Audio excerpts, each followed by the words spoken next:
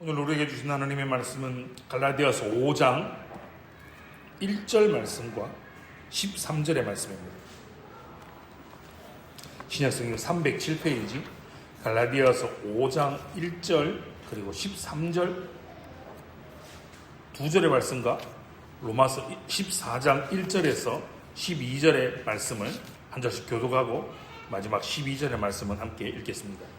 갈라디아서 5장 1절과 13절의 말씀은 함께 읽겠습니다. 1절입니다. 시작. 그리스도께서 우리를 자유롭게 하려고 자유를 주셨으니 그러므로 굳건하게 서서 다시는 종의 멍에를 매지 말라. 13절의 말씀입니다. 시작.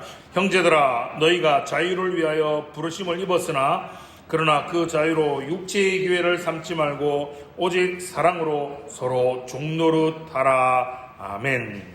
로마서 14장의 말씀입니다. 로마서 14장 1절에서 12절의 말씀입니다. 신약성경 258페이지 로마서 14장 1절에서 12절의 말씀입니다. 한 절씩 교독하고 마지막 12절을 함께 읽겠습니다. 1절입니다. 믿음이 연약한 자를 너희가 받되 그의 의견을 비판하지 말라.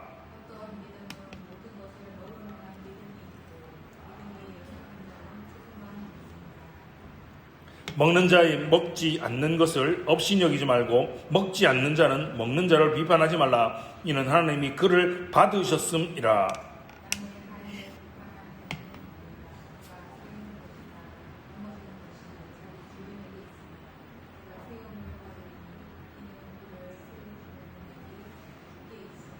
어떤 사람은 이 날을 전날보다 낮게 여기고 어떤 사람은 모든 날을 같게 여기나니 각각 자기 마음으로 확정할지니라.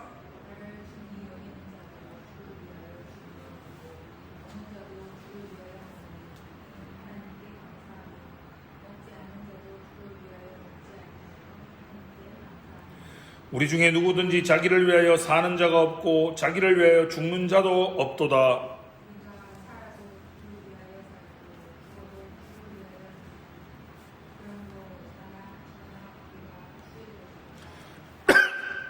이를 위하여 그리스도께서 죽었다가 다시 살아나셨으니 곧 죽은 자와 산 자의 주가 되려 하심이라.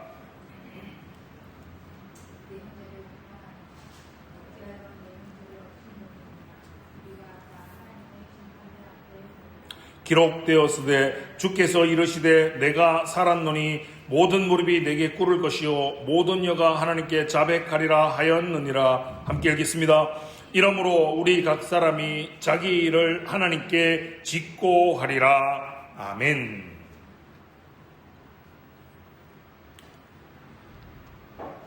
그리스도 안에 사랑하는 성도 여러분, 6월의 마지막 주일, 26년의 상반기 마지막 주일입니다. 남아있는 2026년 하반기도 주님의 은혜와 평강이 여러분의 심령과 여러분의 가정에 가득하시기를 주님의 이름으로 축원합니다. 오늘은 갈라디아서 5장 1절과 13절의 말씀, 그리고 로마서 14장 1절에서 12절의 말씀을 가지고 관기 어민 내하 남나라는 제목으로 함께 말씀을 나누며 은혜를 나누고자 합니다. 여러분 혹시 감옥 영화 하면 어떤 영화가 떠오르십니까? 저는 바로 이거 쇼생크 탈출이라는 영화가 감옥 영화 하면 먼저 떠오릅니다.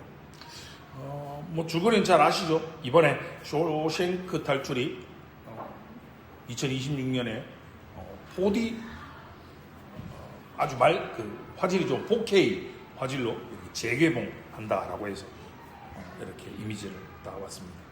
주인공 앤디인 팀 로빈슨과 레드 모건 프리만이죠. 억울하게 감옥에 갇히고 그리고 감옥에 탈출하는 그런 영화 스토리는 굳이 말하지 않아도 잘 아실 겁니다. 영화나 드라마에서 보면 포스터처럼 오랜 감옥 생활 끝에 마침내 석방되는 모습, 죄수의 모습을 우리가 본 적이 있지 않습니까? 무거웠던 철문이 열리고 그 위로 눈부신 햇살이 쏟아지고 이렇게 자유의 몸이 되어서 드디어 나왔다, 자유가 되었다, 이런 이미지이지 않습니까? 그런데 여러분 한번 상상해 보십시오. 만약 감옥에서 방금 나왔던 이 사람이 출옥 후에 자신의 집이 있는 자신의 동네에 가서 지나가는 함께 사는 동네 사람들을 붙잡고 자기가 이때까지 감옥에서 배웠던 교율을 그들에게 들이밀면서 왜 줄 서서 발 맞춰서 같이 걸어가지 않아? 왜 너는 네 맘대로 걷고 왜 좌측 보행 우측 보행 나눠서 걷지 않고 너희 마음대로 걸어? 밥은 정해진 시간에 정해진 곳에서 배식하면서 먹어야지 왜 너희 마음대로 알아서 자유롭게 밥을 먹어? 라고 그 사람이 동네 사람들을 통제하려 한다면 여러분 어떻겠습니까? 반대로 이 사람이 나는 이제 자유다. 나는 이제 감옥에서 나와서 이제 자유이기 때문에 나는 내 마음대로 해야 된다. 라고 지나가는 사람들 때리고 괴롭히고 남의 물건을 마구 훔친다면 여러분 어떻겠습니까? 두 가지 경우 모두 감옥 문은 나섰지만 그는 여전히 죄와 과거의 노예로 살아가고 있는 겁니다. 그렇다면 이제 여러분에게 한번 묻고 싶습니다. 세상의 사람들에게 기독교 혹은 교회 하면 가장 먼저 떠오르는 이미지가 무엇입니까? 라고 물으면 어떤 대답이 돌아오겠습니까? 안타깝게도 많은 이들이 기독교 그리고 교회라고 물으면 가장 먼저 떠오르는 이미지는 이거 하지 마라, 저거 하지 마라 라는 수많은 규칙, 즉 속박과 억압을 떠올린다라는 겁니다. 청년들이 교회를 참 많이 떠나는 아픈 현실을 조국 교회가, 한국 교회가 맞았습니다. 참 아픈 현실이지 않습니까? 그 청년들이 이렇게 이야기합니다. 목사님, 예수 믿으면요, 교회 다니면요, 하지 말라는 게 너무 많아요. 주일날 마음대로 놀지도 못하죠. 술도 먹지 말라 그러죠. 이것도 하지 말고 저것도 하지 말라 그러죠. 젊은 애 나이에 할 수 있는 게 하고 싶은 게 얼마나 많은데 이것도 하지 마라 저것도 하지 마라 너무 제약이 많아서 숨 막혀서 나는 교회 못 다녀야 될 것 같아요 라고 교회를 떠나는 이들이 너무나 많습니다. 오늘날 교회 안에는 앞서 말한 두 부류의 풀려난 죄수들이 너무나 많습니다. 십자가로 자유를 얻었다고 하면서 내 기준, 내 신앙적 양심이라는 또 다른 율법을 만들어서 마치 내가 형제를 심판하는 감시자로 돌아서거나 아니다, 예수님이 이미 다 나의 죄를 모든 것을 다 용서하셨기 때문에 나는 이제 자유다, 내 마음대로 즐기고 누리고 마음대로 살아도 된다라고 방종의 노예가 되어버리는 경우입니다. 그런데 성경은 우리에게 무엇이라고 말씀하십니까? 오늘 본문 갈라디아서 5장 1절의 말씀입니다. 그리스도께서 우리를 자유롭게 하려고 자유를 주셨으니 그러므로 굳건하게 서서 다시는 종의 멍에를 매지 말라라고 말씀하십니다. 여러분 착각하면 안 됩니다. 기독교의 본질은, 우리 믿음의 본질은 우리를 올가매는 것이 아닙니다. 우주에서 가장 찬란한 자유를 선물하는 겁니다. 십자가는 우리를 가두는 감옥이 아니라 그 감옥의 문을 부수고 우리를 해방시킨 구출 사건입니다. 그렇다면 십자가가 우리에게 준 참된 자유란 도대체 무엇입니까? 그리고 이 자유를 가진 우리는 교회 안에서 서로를 어떻게 대하고 살아가야 하는 것일까요? 오늘 우리에게 들려주시는 말씀을 통해 우리의 양심을 엉두르고 있던 모든 인간적인 멍에가 부서지고 동시에 나의 권리를 내려놓고 연약한 형제를 사랑으로 섬기는 위대한 사랑의 종노릇이 우리들에게 강물처럼 흘러 넘쳐 흐르기를 주님의 이름으로 축원합니다. 먼저 우리가 어떤 자유를 얻었는지 한번 살펴보겠습니다. 웨스트민스터 신앙고백서 20장 1항은 이렇게 이야기합니다. 그리스도께서 자신의 피로 값주고 사신 자유가 도대체 무엇인가? 라고 선언합니다. 화면을 보고 같이 한번 읽어보겠습니다. 시작. 그것은 죄책과 하나님의 진노,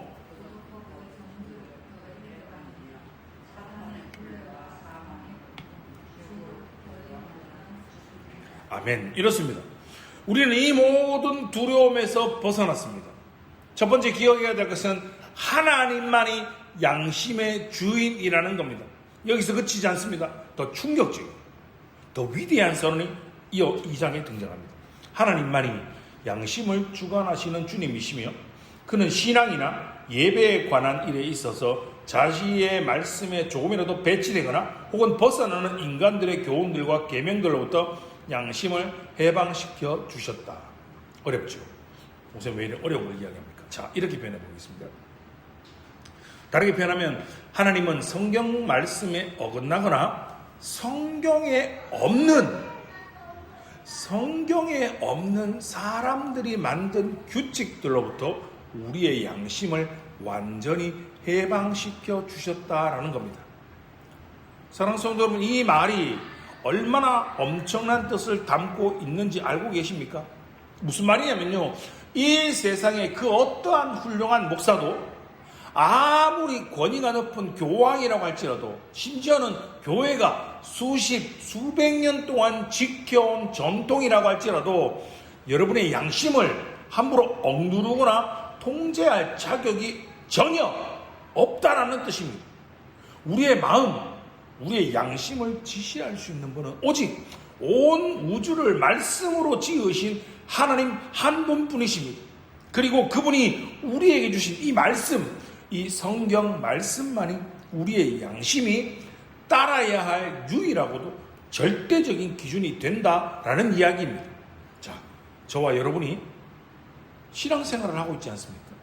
교회 안에 들어와서 생활하고 있지 않습니까? 그런데 잘 들여다보면 교회 안에 성경이 명확하게 해라 혹은 하지 마라 라고 규정하지 않은 수많은 비본질적인 문제들이 있습니다. 그걸 신학적으로 아디아포라라고 하는데요. 이런 겁니다. 자, 한번 물어보겠습니다. 여러분, 예배 때 넥타이를 메고 양복을 입어야 합니까? 그럼 캐주얼하게 넥타이 안 메고 그냥 티 입고 청바지 입고 예배 인도하면 안 됩니까? 찬양할 때 주일 예배 때 오르간만 써야 됩니까? 드럼 쓰면 안 됩니까? 제가 어린 시절 80년대에는 교회에 드럼이 들어올 수 없었습니다. 목사님들이 강대상에서 대놓고 드럼은 사탄의 악기다. 사탄의 악기가 어떻게 예배당 안에 들어올 수 있냐 이랬습니다. 그때는 오르간이었습니다. 피아노도 들어오는데 굉장히 어려웠습니다. 드럼은 상상조차 할 수 없었습니다. 지금은요, 드럼도 칩니다. 기타도 칩니다. 오르간도 있고 신디도 있고 다 칩니다. 여러분, 주일에 식당에서 밥 사 먹어도 됩니까? 안 됩니까? 이런 문제들이 성경에 언급되지 않은 바로 아디아포라라는 비본질적인 문제라는 겁니다. 이건 이렇게 이야기해야 됩니다. 당시 유대 로마 세계의 배경에서 살펴보면 이 문제가 여러분 성도들에게 얼마나 현실적이었는지를 알 수 있습니다. 자, 로마 교회 안에는요 이런 부류가 있는 겁니다. 유대교 전통에 익숙한 성도들이 있고, 그리고 이방인으로서 로마 교회에 들어온 사람들이 이렇게 섞여 있었습니다. 유대 배경을 가진 성도들에게는요, 자신들이 먹는 음식, 그리고 그들이 평생 동안 지켜왔던 절기는 그저 단순한 취향이 아니었습니다. 그들이 오랫동안 정결, 규례와 의식 속에서 그들이 살아왔습니다. 그래서 누군가에게는 저 시장에서 파는 고기가 반드시 우상의 제물과 연결되어 있을 가능성을 걱정했고, 그걸 먹어야 되나? 우상이 드린 제물을 내가 먹어야 되나?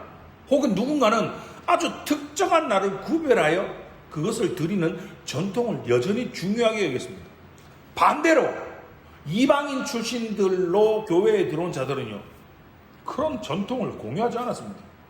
같은 복음을 믿어도 식탁에서, 예배에서, 날짜의 감각에서 서로 다른 반응이 여러분 나올 수밖에 없는 게 당연한 거였습니다. 그 시대 사람들에게 이러한 문제는 그저 단순히 취향이 아니라 그들의 정체감, 그들의 소속감의 문제였습니다. 이들과 유사하게 과거 바리새인들, 그리고 로마 가톨릭은, 로마 교회는 이런 세세한 규칙들을 수백 가지를 만들어 놓고 이거 안 지키면 저주받는다.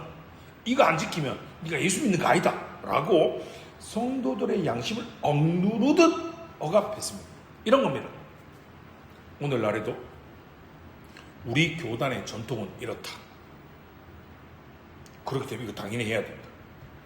내가 교회를 50년, 60년 다녀봤는데 내 신앙 연륜으로 보건데 이런 건 안 된다. 이런 거 있지 않습니까? 제가 예전에 섬겼던 교회는요, 복장을 굉장히 중요하게 했습니다. 양말 색깔까지 컨트롤했습니다. 여러분 주일날 검은색 양말, 어두운 색 양말만 신어야 됩니까? 흰색 양말 신으면 안 됩니까? 구두는 약간 스포티한 구두 신으면 안 됩니까? 꼭 칼같이 정장 구두 신어야 됩니까? 그거에 목숨 거는 분들이 있습니다. 우리 교단의 전통은 이렇다. 우리 교회는 역사적으로 이렇게 왔다. 그렇기 때문에 내가 신앙 연륜으로 봐서 이런 건 절대 안 된다. 어떻게 교육자가 양말을 흰색을 신을 수가 있나? 이렇게 이야기합니다. 마치 그것이 자신의 문화를 그것이 마치 성경적인 진리인 것처럼 포장해서 남의 양심을 옭아매려는 사람들이 있다는 겁니다. 신앙고백서 20장 2항은 명백히 못 박습니다. 화면을 보고 같이 한번 읽어보겠습니다. 시작. 그러한 인간의 교훈들을 믿는다거나 또한 양심을 범하여 그러한 계명들에 순종하는 것은 양심의 참 자유를 배반하는 것이다. 여러분, 말씀이 금하지 않은 것을 또 다른 사람이 금할 때 거기에 맹종하는 것은 하나님께서 우리에게 주신 이성의 자유를 파괴하는 것이라는 겁니다. 로마서 14장 14절 말씀을 보십시오. 주님이 뭐라고 말씀하십니까? 스스로 속된 것이 없으되라고 말합니다. 바울의 선언처럼요. 여러분, 하나님이 깨끗하다라고 하신 것을 내가, 우리 교회가, 혹은 우리의 전통이 그거 좋지 않은 거다, 그거 속되다라고 스스로를 묻지 말라는 말입니다. 진리가 자유케 한 여러분의 양심을 인간의 전통이라는 감옥에 가두지 마십시오. 그럼 여기서 이런 반론이 생길 수 있습니다. 목사님, 그래도 교회 다니는데 신앙생활에 기준은 있어야 하지 않겠습니까? 덮어놓고 아무거나 다 포용해주고 그러면 교회의 거룩성은 도대체 어떻게 유지됩니까? 제 신앙 양심상 저런 복장과 저런 태도로 예배를, 저런 삶의 모습으로 살아가는 사람은 와, 도저히 용납할 수가 없습니다 라고 말할 수 있습니다. 맞습니다. 여러분, 우리는 양심을 지켜야 합니다. 신앙 고백서도 하나님만이 양심의 주인이시다라고 선언합니다. 하지만 여러분, 그 이유 때문에 우리가 형제를 함부로 정죄해서는 안 되는 겁니다. 로마서 14장 4절의 말씀을 보십시오. 남의 하인을 비판하는 너는 누구냐? 그가 서 있는 것이나 넘어지는 것이 자기 주인에게 있음에라고 말합니다. 요즘 광고 중에 그런 광고가 있습니다. 우리 팀은 까도 내가 깐다. 무슨 말입니까? 남들이 우리 팀 욕하는 걸 내가 못 견디는 겁니다. 까도 내가 까는 겁니다. 내가 뭐라 하는 겁니다. 뭐라 할 수 있는 사람, 지적할 수 있는 사람, 통제할 수 있는 사람은 나에게 속한 사람이라는 겁니다. 나와 관련된 사람이어야 한다는 것이죠. 다시 말하면요, 내 양심의 주인이 하나님이시라면, 우리 옆에 있는 사람의 형제 자매의 양심의 주인도 누구십니까? 하나님이십니다. 그럼 그 사람의 양심을 내가 판단할 영역이 아니라는 겁니다. 하나님만이 양심의 재판장이신데, 유일한 재판장이신데 왜 당신이 그 재판관석에 굳이 기어 올라가서 하나님의 그 재판관 망치를 빼앗아서 형제를 정죄하고 땅땅땅 잘못됐다라고 내리치고 있는 겁니다. 그건 거룩함이 아닙니다. 그건 하나님의 주권을 침탈하는 지독한 영적인 교만인 것입니다. 웨스트민스터 신앙고백서 20장 3항이 말하고 있는 질서는 분명합니다. 양심의 주인은 오직 하나님이시다. 인간의 명령은 말씀을 대신할 수 없다는 겁니다. 오해하시면 안 됩니다. 목사님 이렇게 얘기하면 교회가 이때까지 지켜왔던 전통은 무시해도 된다. 아닙니다. 교회의 역사, 신앙 습관, 공동체를 돕는 역할을 할 수 있습니다. 그러나 그것이 성경의 자리에 올라가면 안 되는 겁니다. 양심은 말씀 밑에서, 말씀 안에서 자유로운 것이지 말씀 밖에서 자유롭게 떠도는 것이 아닙니다. 참된 양심의 자유는 하나님께 더욱더 민감해지는 자유입니다. 여기까지 말씀을 들으면 아싸 속으로 쾌재를 부르시는 분들이 있습니다. 아멘. 목사님 이제 저는 완벽합니다. 성경에 담배 피우지 마라, 술 마시지 마라, 주일 오후에 놀러 가면 안 된다라는 말이 정확히 없기 때문에 오케이, 이제 내 마음대로, 내 육체가 원하는 대로, 내가 하고 싶은 대로, 소견에 오른 대로 나는 실컷 즐기면서 살겠습니다. 목사님이 내 양심의 주인은 하나님이라니까 아무도 이제 더 이상 저를 Don't touch me, 아무도 나를 건드리지 마십시오. 성도 여러분, 이것은 복음이 피 흘려 사신 자유를 마귀의 방종으로 전략시키는 가장 끔찍한 다라입니다. 신앙고백서 20장 3항에 준엄한 경고를 들으십시오. 그리스도인의 자유를 구실로 하여 죄를 범하거나 정욕을 품는 사람들은 그리스도의 자유의 목적을 파괴하는 것이 된다라고 말합니다. 오늘 우리가 읽었던 갈라디아서 5장 13절의 말씀을 보십시오. 형제들아, 너희가 자유를 위하여 부르심을 입었으나 그러나 그 자유로 육체의 기회를 삼지 말고 라고 말합니다. 이 구절은 참 놀랍습니다. 여러분, 바울이 자유를 부정하지 않습니다. 오히려 자유를 긍정합니다. 하지만 그 자유가 육체의 기회가 되면 안 된다라고 말합니다. 다시 말하면 내 욕망을 정당화하는데 그 자유를 쓰지 말라라는 겁니다.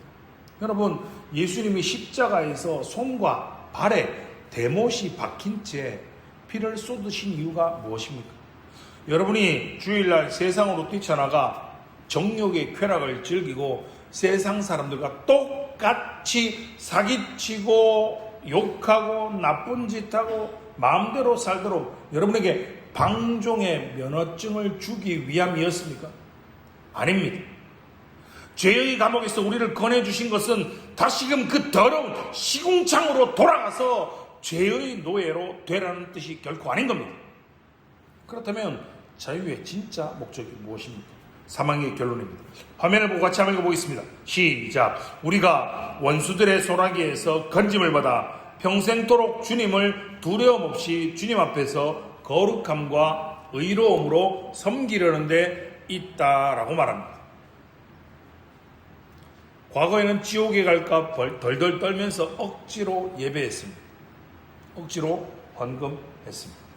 그러나 이제는 나를 지옥에서 건져주신 아버지가, 하나님 아버지의 그 사랑에 가슴이 터질 것 같아서, 하나님 아버지, 내가 아버지를 위해서 무엇을 하리까? 라며 내 발로 즐거운 마음으로, 순종하는 마음으로 기꺼이 순종의 자리로 나아오는 것입니다.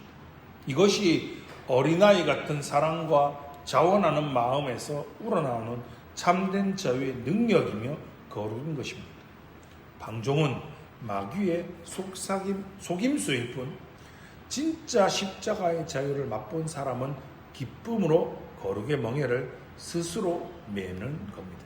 여러분, 여기서 중요한 것은 사랑으로 서로 종노릇하라라는 표현입니다. 이건 기독교 자유의 모순처럼 보일 수 있습니다. 아니, 어떻게 자유와 종노릇이 함께 갈 수 있습니까? 그런데 여러분, 복음은 늘 역설적이라는 겁니다. 세상은요, 자유를 아무도 나를 제한하지 않는 상태, 내 마음대로 할 수 있는 권리를 자유라고 생각합니다. 그러나 성경이 말하는 자유는 기꺼이 사랑으로 자신을 내어주는 능력, 내 권리를 포기할 수 있는 자유라고 말합니다. 참된 자유는 자기의 중심성을 버릴 수 있는 힘입니다. 그렇다면 이 놀라운 자유를 가진 우리는 이제 교회 안에서 나와 생각이 다르고 나와 문화가 다른 지체들을 어떻게 대해야 하겠습니까? 로마서 14장 우리가 읽었던 본문에서 사도 바울은 우상의 제물로 바쳐졌던 그 고기가 다시금 시장으로 돌아와서 내가 그 고기를 먹느냐 마느냐 이 비본질적인 아디아포라의 문제로 찢어졌던 그것 가지고 싸우고 있는 로마 교회를 향해 이 십자가 자유의 위대한 적용점을 우리에게 제시합니다. 로마 교회 안에서 우상에게 바쳐진 이 고기를 먹던 것이 양심에 거름직해서 그거 안 먹고 채소만 먹는 믿음이 연약한 자들이 있었고, 아니 하나님께서 만물이 다 선하다고 말했는데 뭐가 더럽노? 먹을 수 있다. 고기를 마음껏 먹었던 강한 자가 있었습니다.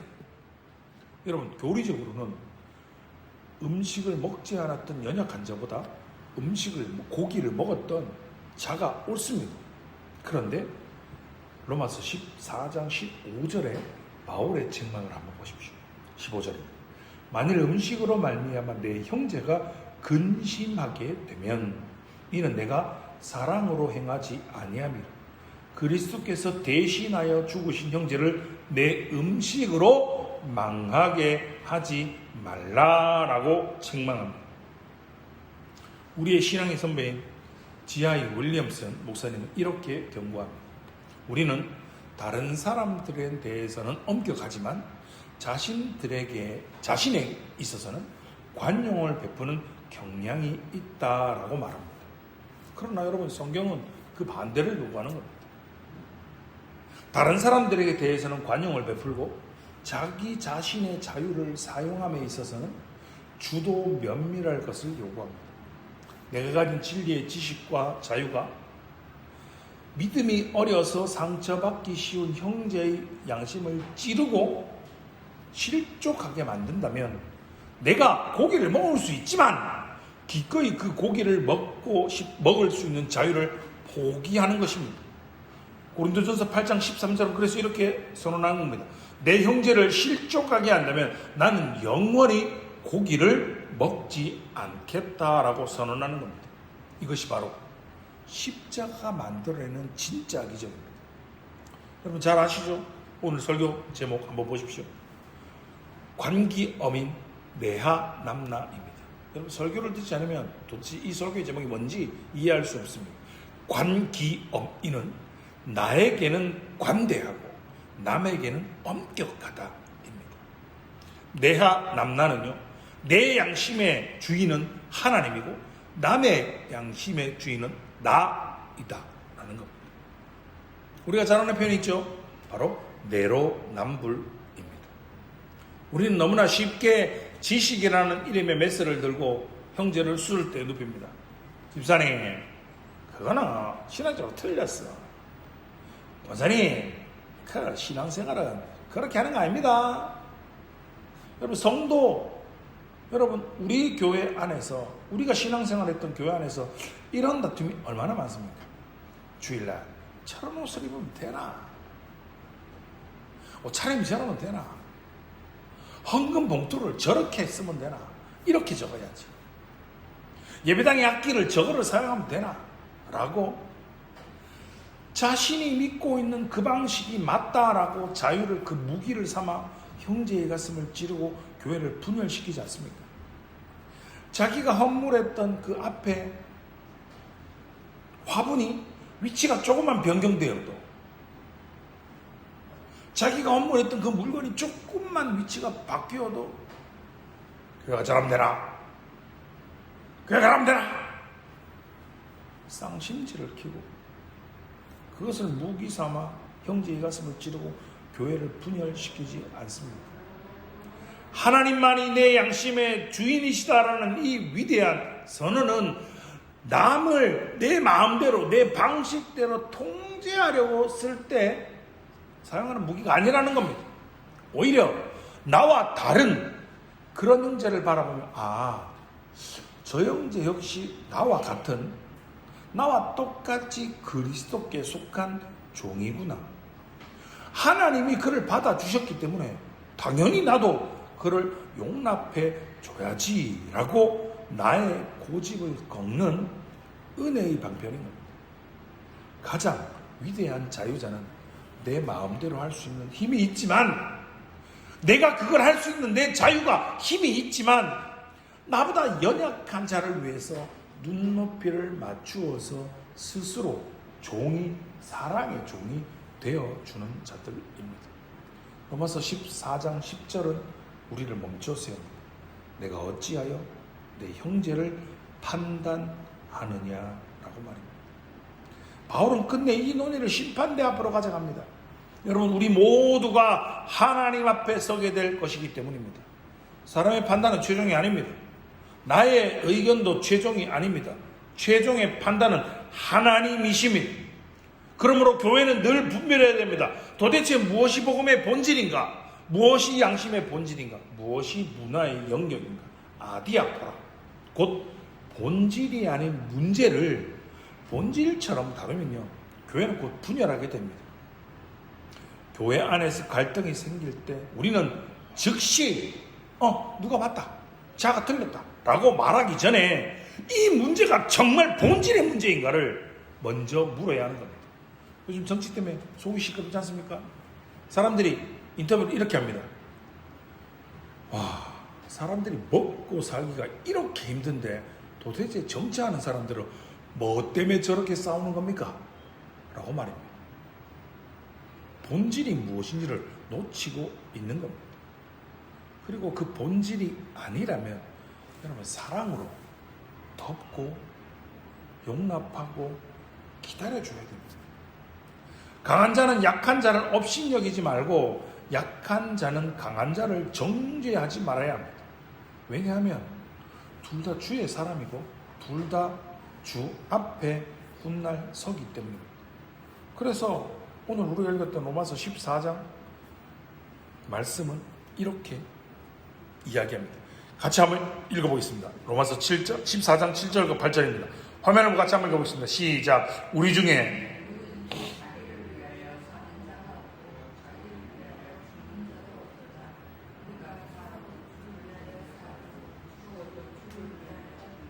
아멘. 아멘이십니까?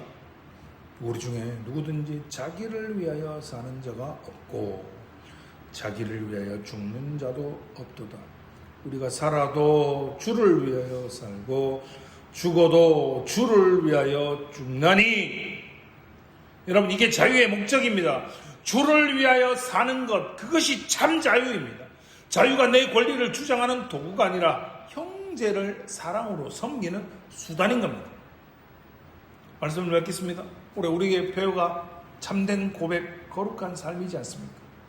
십자가 복음 앞에서의 참된 고백은 내가 세상의 철학, 종교적 인습에 묶인 노예가 아니라 오직 하나님만의 종이다 라는 당당한 선포입니다.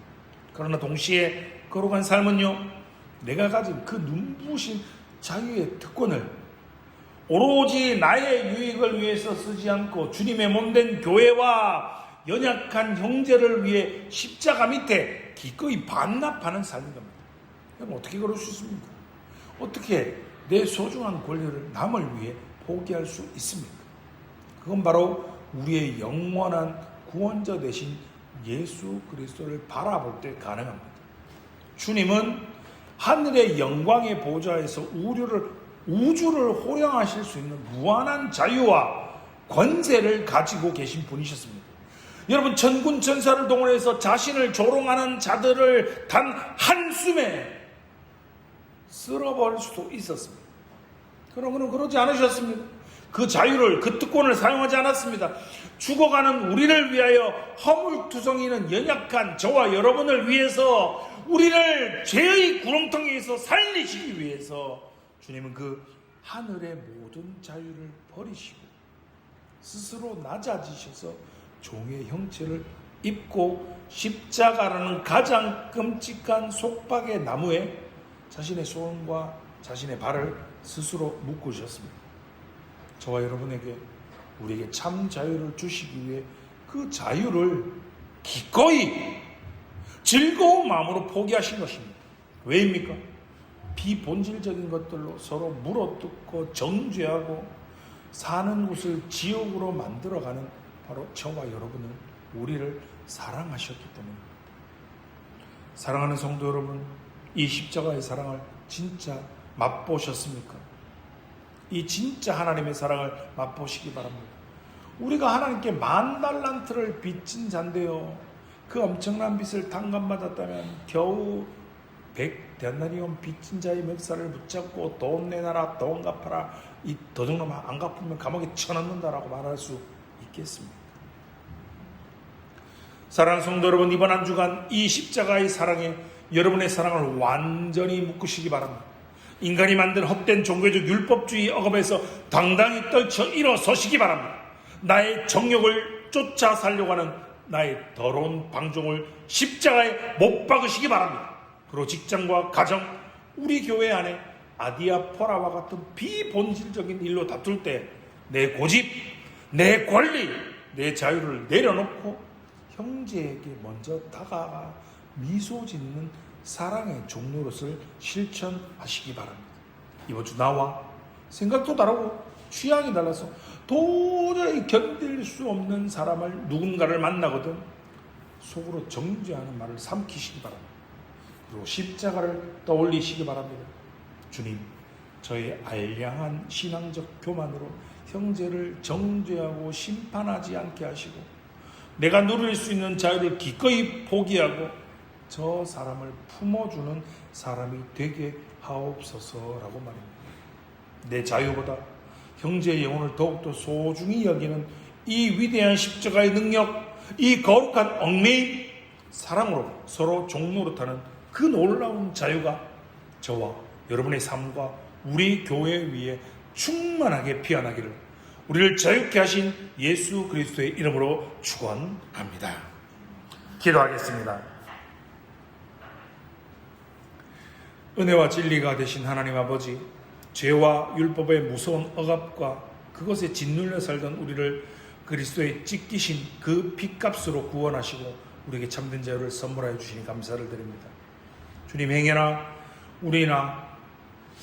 우리가 인간이 만든 전통, 헛된 규례로 타인의 양심을 억압하는 바리새인이 되지 않게 하시고 동시에 그 은혜를 방중의 구실로 삼아서 세상이 정욕에 무너지고 타락한 자가 되지 않도록 우리를 붙잡아 주옵소서. 특별히 교회 안에 비본질적인 인들로 인하여서 판단과 정죄가 십자가 앞에 무너지게 하옵소서. 나를 위해 기꺼이 십자가에 묶이신 주님의 그 크신 사랑을 기억하며 나의 권리, 나의 자유를 내려놓고 연약한 지체들을 위해서 사랑으로 서로 종노릇하는 거룩한 성도들이 다 되게 하여 주옵소서. 제 양심을 주님께만 묶어주시고 제 자유를 사랑으로 사용하게 하시고 교회 안에서 본질과 비본질을 분별하게 하옵소서. 그래 우리 교회가 세상이 줄 수 없는 참된 평안과 관용이 넘치는 천국 공동체가 되게 하여 주옵소서. 우리를 자유케 하시는 예수 그리스도의 이름으로 기도드리옵나이다. 아멘.